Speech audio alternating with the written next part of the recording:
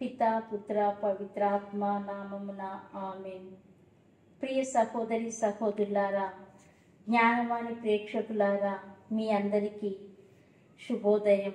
ఈనాడు ప్రపంచ యావత్తు కూడా పునీత మదర్ తెరేసా గారి జన్మదినోత్సవాన్ని జరుపుకొనుచూ ఉన్నది. మదర్ తెరేసా జీవితం ఒక వెలుగు దివ్వె. ఆమె సేవా వ్రతం, కరుణ మరియు త్యాగం ప్రతి ఒక్కరికి స్ఫూర్తి. మదర్ తెరేసా జీవితం నుంచి నేర్చుకోగలిగే పాఠాలు: కరుణ.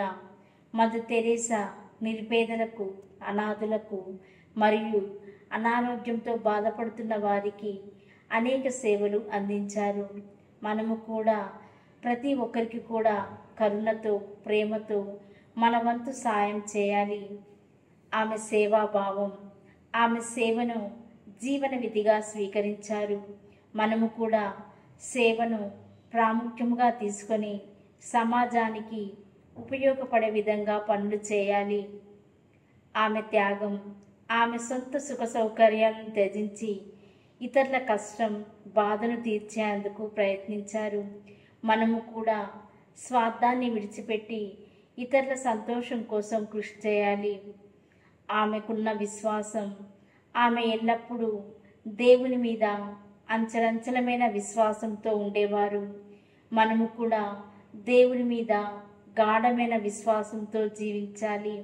ఆమె ప్రేమలోనే సర్వం ఉందని నమ్మేవారు. మనం కూడా ప్రతి మనిషిని ప్రేమతో చూడాలి. ఈ పాఠాలను మన జీవితంలో ఎలా అన్వయించుకోవచ్చో, అన్ని జీవులను ప్రేమించండి.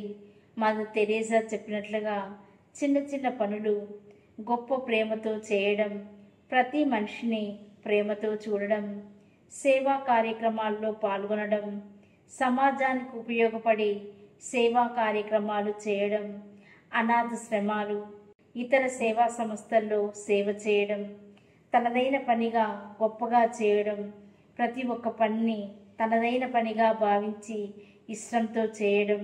మదర్ తెరేసా గారు మనకు దీనికి ఉదాహరణ.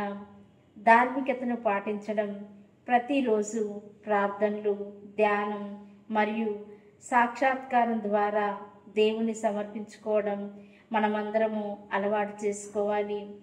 క్రీస్తు మార్గంలో నడవడం, క్రీస్తు చూపిన ప్రేమ, కరుణ మరియు సేవా మార్గంలో నడవడం, ప్రతిరోజు క్రీస్తు సందేశాన్ని అనుసరించడం.